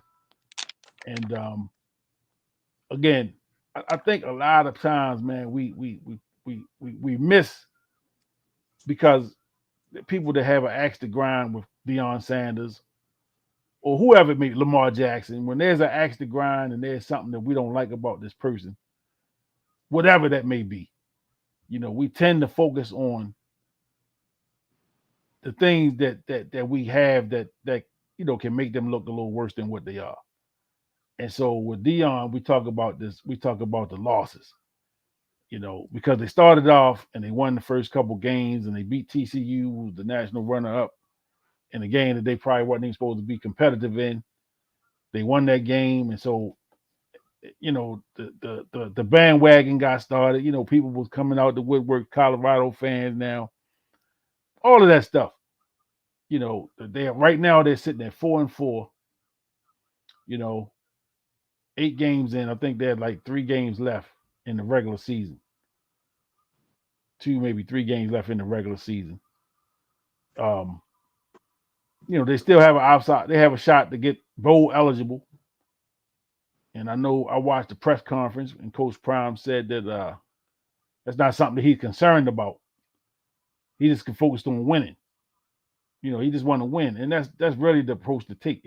We got to win every game. Like, I ain't really worried about getting into a bowl, because at this point, it's not a championship, which is usually what the better coaches, they playing for the championship. They're not playing to get into the Sugar Bowl or the Peach Bowl or the Chick-fil-A Bowl or the Michelin Tire Bowl, whatever. They're not playing for that. They playing for the big fish, the big prize. And so we had opportunity to watch that game last night. Very glaring what the need is for Colorado, and it's been said pretty much since the beginning. They are very deficient up front on both sides of the football, offensive and defensive line. They are very, very, very, very, very, very deficient, and that's and for Shador to not have the protection that he probably needs, what I'm saying, for him to take. He's taking a lot of hits. He getting hit much more than any coach should feel comfortable with their starting quarterback getting hit. They're not able to run the football to take pressure off of them because of the line. And Deion said it real clear in the press conference. If you watched it, we got to get better up front, and I'm going to get better up front. So he's going to do what he's got to do to get the players that he needs to correct that. And then Shador, I think, has another 2 years eligibility, 2 years. I don't think he'll stay the whole 4 years. I think he'll be gone next year at his junior year, because it's going to be hard for him to stay. Just with and it's not a money thing for them. They make money now. College kids are able to make money, but he come from money. So he's not one of these kids that got to go because it can change his family's life. It's not that situation for him. Mm-hmm. But I think if he continues to have the level of success it's not even gonna make sense for him to stay in college. Just for the injury factor. You get hurt and then you mess the money up that way. But just being out there last night, man. So first, it's two things. So it was the first outing for the Sports Mix podcast. So it was the first of many to come. It was a good turnout. It was a good time. I'm looking forward to the next outing. I know it was a lot of people that said they wanted to make it and couldn't make it for whatever reason. That's understandable, but they'll be at the next ones. And yeah, man, it just was a good time. So I'm thank everybody that came out that hung out with me, man, last night. Um, you know, I don't do that often. I genuinely like to watch games in the comfort of my own home. Without a lot of noise and fanfare. You want to throw them names out there? The showed up. Yeah. Yeah. Well. CB. Sports Mix panelist and round table host. CB Charles Brooks Blackboard. He was in the building. I think I saw a picture or something up on Facebook. Yeah. I had a couple pictures up. With some of the people that was there. A couple of my guys, man. My guy Lancey Cash, Brian, Bruce. Them three guys, man. We all, back in the 90s and into the 2000s, man. We had a little basketball rivalry, man. We called it Turner Station versus the East Baltimore boys, and we would find a court somewhere and play against them. I think you came out there with us once. That court, we was up on the hill. Oh yeah. I remember that court. Yeah. So you came out there once. Yeah, I remember that. So, but me and them guys, we was doing that for years. We did that for years, and we still, we've been friends ever since. We've been. So they came out last night. It was good seeing them. My guy Harry Rest Pass, longtime friend, known him pretty much all my life. He showed up. Let me see who else. So Brian brought a friend of his that came with him. I can't remember his name. He ended up having some Turner's roots. He's related to Joe and Booty Mitchell. Okay. He's their cousin. So yeah, he came out. My man Bobby Roan, another Turner Station guy, he came out. Let me see. Oh, Lawrence, Chauncey father, Chauncey stepfather, he came out. Okay. Yeah, he came out. Yeah, he came out, hung out with us, man. Good seeing. I haven't seen him in a long time, so it was good to see him. Wow. We chopping it up a little bit, so good to see him. Yeah. And he hung out with us till we shut it down. Yeah, good, man. That's good. Yeah. So All right, I wasn't able to make. Yeah, we get you out there. We got some other stuff coming. Yeah, I'm gonna get there. And my guy Kenny Johnson was there, another Turner's guy. Yeah. So we had a nice little crew, man. Nice little crew, man. Thought that table was nice and full. Yeah. Rub and you got, like I said, you got conversation flowing, and looked like it was popping out there. Yeah. Yeah. Got some games going, and right. And then the area we was kind of sectioned off from everything else, so we was, you could get a little loud in there, and yeah. I mean, not that we was in there turning up. Right. But yeah, we was able to enjoy ourselves, man, and really, really enjoy the game. At the Glory Days, Dapper Road, right? Yeah, yep. Mm-hmm. And so, also, looking at other locations, if you are a establishment that you like to host the Sports Mix and they crowd, hit me up in the inbox, and we'll set something up. We'll set that up. Any establishment owners out there that's paying attention, that's watching the show right now, hit your boy up. But yeah, it was a good time. It was a good time last night, man. I appreciate everybody that came out, supporting the show. just good. It felt good to be out. You know, first time that I did something with the show like in that way outside of a podcast. So it was a good look, man, and I'm looking forward to doing some more things. And we also, got some ideas brewing. Um, the show is about to take a turn. I'm gonna just say that the show is about to take a turn. I got something I'm cooking up right now. That's gonna change the show forever. I'm gonna just say that it's gonna change the show forever, man. So um, I'm not even gonna tease it, because when I roll it out, you know, it's gonna be, it's gonna put an identity on the show. It's really gonna put ownership of the show in my hands 100%. The people really gonna know, yeah, that's Big Kenny's thing. And yeah, I can't wait. I can't wait, man. So I'm getting excited, and really all of that was sparked, by the anniversary. Uh, last Monday we did the anniversary show, and my juice has been flowing all week. So I just was, in my creative bag about things I want to do with the show, things I want to, the kind of the direction I want to go in.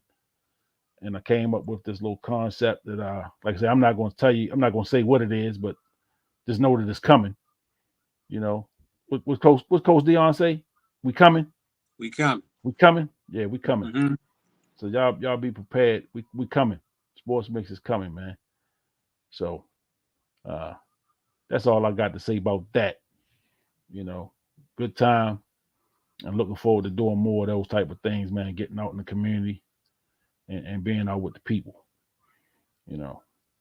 So also, just doing a little just talking about the show, where we're going with the show. I'm looking to do a some studio, some studio shows. Get all the fellas together, at a studio and record some shows, where we all sitting there together, kind of doing it that way. So um I talked to some people about that, so that's something that I want to do moving forward. So any any other things you want to touch on before we shut down? Yeah, no, I mean, I'm, obviously we didn't touched on those Ravens and all the expectations we have and how happy we are about them. Mm-hmm. NBA done cranked up. I've been peeping a little bit at the young fella over there in San Antonio, number one pick, Wemby. Wemby, yeah. Very much impressed with that dude. Very fluid. What is he, 7'4"? Yeah, 7'4". He's 7'4", very fluid, light on his feet, rim protector, making acrobatic plays, handling the ball, crossing people over. From what I've seen about that dude, he's going to be a force to be reckoned with. You haven't seen him play yet, get your eyeballs open, check him out, go YouTube him, see some of the highlights. Real special, talented dude. So that's something out there I think people need to check out, that young fella. Yeah. And you know what? I think, I don't know if it was you that said it on the show last week, but I'm a little excited about the NBA. And usually I don't. Usually I don't get in the basketball mode until All-Star break. It's been like that for me for the last few years, because I get into football and I be locked in on football pretty much till the Super Bowl. And Super Bowl and All-Star break kind of right there in that same little couple week period. So I can kind of transition, once football season is winding down, I can go ahead and transition into, basketball and March Madness about to kick, we be ready to crank up and, so Binky say, Maryland got a 6'2" freshman guard named Riley Nelson. So we got to keep our ears and eyes open for that young lady. You know, and I think too, man, women's college basketball is going to be really, really big this year based off of how it ended last year. You know, with the LSU and Iowa, that Final Four, that whole women's tournament just was really good, really well played. Uh, you know, some very competitive basketball.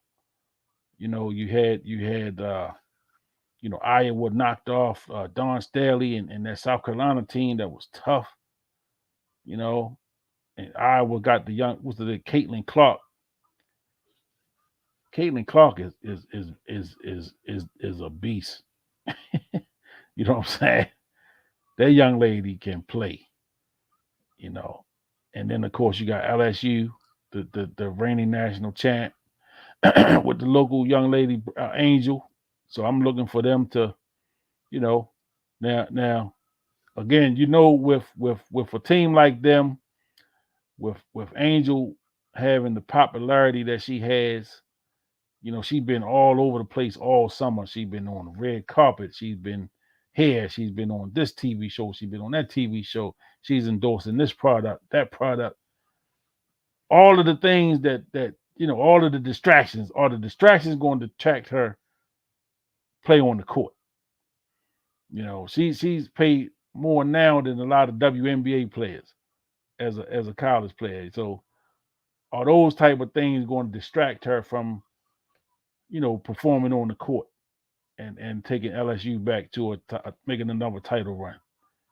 You know, that's going to be the big thing because again, there are people sitting on the sidelines waiting for her to wet the bed in any kind of way on the court. You know, to give them something to say. See, they shouldn't pay these kids all that money. They shouldn't let these kids do all this and this and this. You know, so gonna be interesting to see. The LSU team and all of the fanfare that they've had since they won the championship last spring. Um, I'm definitely hyped up to see some college basketball. I'm a big Georgetown fan still. So we got Ed Cooley, new head coach down there, took over from Patrick Ewing. University of Maryland is looking good on the men's side. I'm expecting them to, play some good ball. So in the area, we're gonna have some good college basketball to look at. Um, you know, the Wizards, I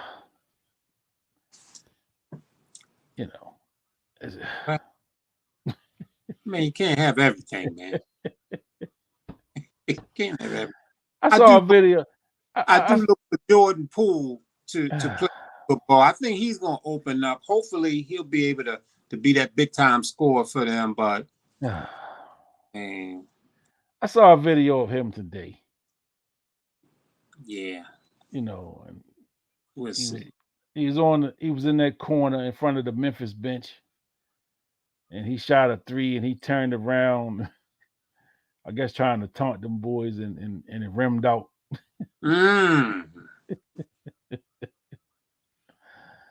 I said, "Come on, man. You are not Steph Curry, buddy. Your boy been in the news, man. Who's that? Dwight Howard. Oh man, hey, he been getting a lot of attention here last couple weeks. Damn. I was trying to avoid that. Save that for another episode. Damn. Yeah, but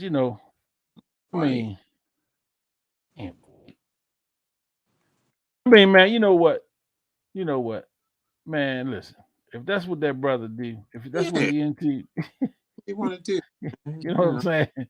I ain't mad at him. Hey, man, listen, I got nothing. I ain't mad at him. I got absolutely nothing, brother.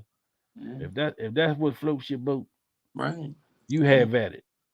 I ain't mad at him. Merry New Year and all of that stuff. Yeah, good stuff for him.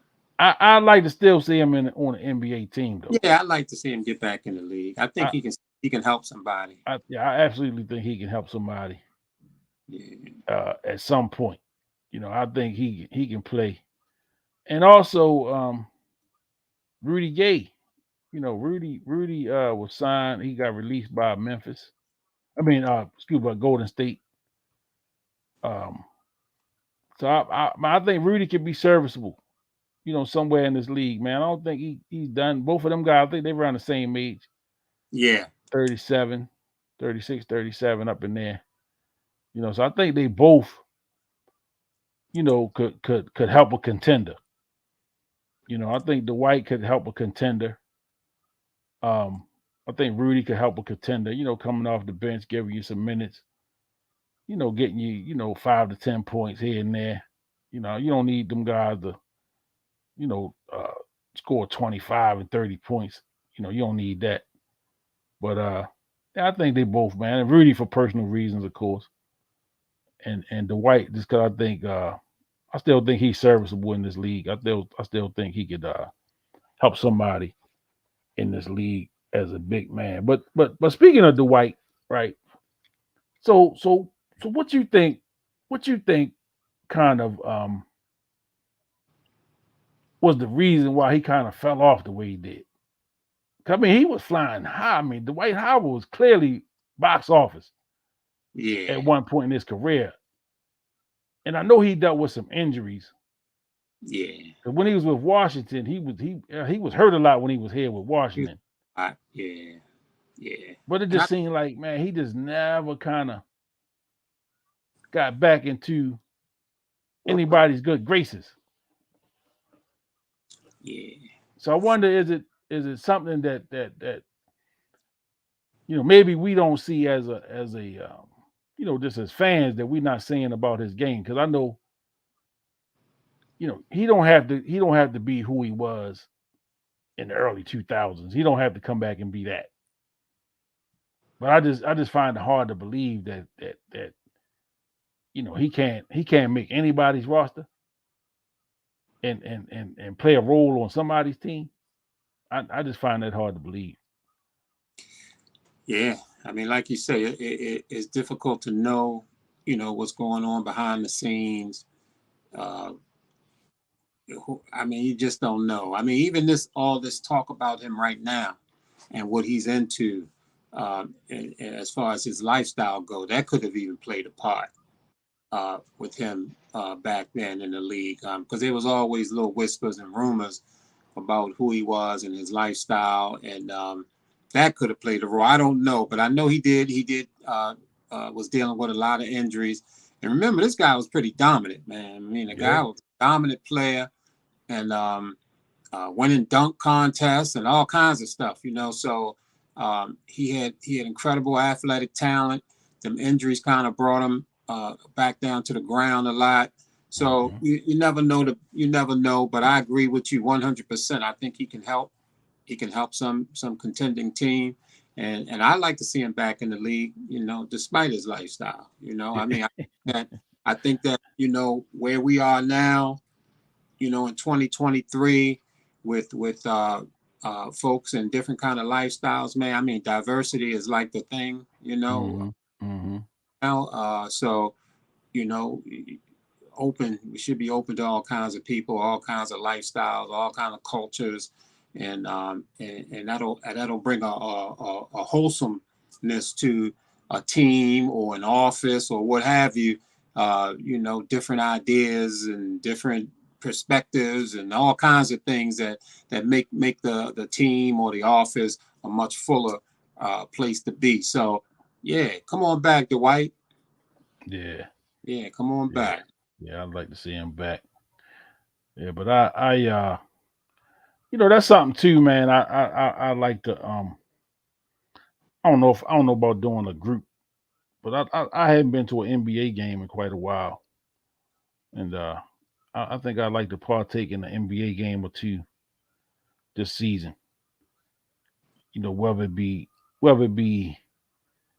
DC, Philly, New York, because I mean New York is a really 2 hour, 2.5, 3 hour ride Some options. You know, so yeah, so you know, and I've never been to the Garden. Right. So that's something I'd like to do, get up there to the Garden. And you got Brooklyn out there too. You know, the Right. Not forget about yeah, them. Brooklyn too. So you got some options that's close. You know, can make a day of it. You know, uh, if it was a group thing, you know, did a sportsman's group and went and catch a game somewhere, that'd be something cool to do. Or if I just went on my own, Mm-hmm. you know, I'm gonna go catch this game or catch that or whatever. You know, so yeah, so that's something I'm gonna keep in mind for this season. I'm just you know, kind of excited about NBA basketball for the first time in a while. Um, and I think part of it, man, is because the era of the LeBrons, them guys at the twilight of their career. Well, really, it's him. I mean, he the only one left. And then you got KD, and then that next tier of guys. KD a little younger than LeBron, but I guess they kind of probably same era of guys. Yeah. The KDs, the CP3s. Them guys are kind of at the end. Derrick Rose. You kind of seeing the last of those guys, Mm-hmm. and there's a new young energy in the league. These guys are young and up and coming. Um, they're not in the position yet to start teaming up. Like LeBron and them guys started that trend. Uh, and that was the thing for a couple years. Everybody was trying to pull teams together, and part of it I get, as players had control of the narrative, they were controlling their careers in a way that they hadn't been able to do before. Um, some people liked it, some people didn't. I didn't have a problem with it because I'm always gonna side with the players. Just that's just how I roll. I'm gonna side with the players just because you know they've had so much limited movement and just not being able to control their own careers for the most part for years. Just having to you know uh, pretty much go wherever you told to go. You traded when you just bought a house in this town, and they trade you to that town, and now you got to pick up and go. And I think too that's something that we don't consider a lot of times. We just look at the player went from one team to the other, and we don't look at the fact, man. Sometimes, man, these people got to pick up their whole family and go from one place to another in the middle of a season. You might got kids that's in school, and it's just a lot to play into it. You know what I'm saying? And so, um, I'm just always pro player. I'm always gonna side with the players, and it seems like we're getting away from that era of guys teaming up and it being that thing. So now the teams are starting to make the trades, you know, and then you got a guy like James Harden that's trying to dictate where he goes, and see, I think that's going to backfire on him. I think him is going to backfire on. I don't think he's going to be able to manipulate the Sixers into moving him where he wants to go, which I think is the Clippers. I just don't think it's going to work out for him that way. So we could do this all night, to do this basketball talk, and we wrapped up the Ravens, and it was a good game, good win, and we'll be back. We'll have a sports mix roundtable at some point. It's been a great week. With the anniversary of the show. Great show last Monday night. Appreciate y'all for coming on. Appreciate you, my brother, for coming on and Mm-hmm. offering your words of support and encouragement. It And just was fireworks too. yeah, for sure, man. It was good. I like that. Beautiful. I like that, man. I mean, I think that was got me going.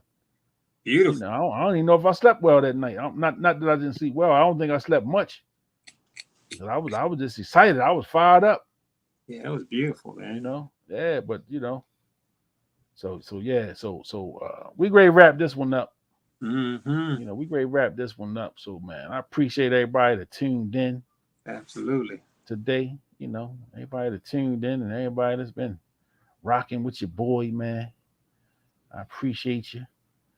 You know. So like I said, man, the show is growing. You know, we getting into some new space. You know, getting into some new energy. I got a little outro, man. You know what I mean? Let me see. A little outro. I'm going into that. Let me see. What we got Right. here? Sports mix. Sports. I don't want to do that. You know what I mean? But we got got some options, man. It's growing.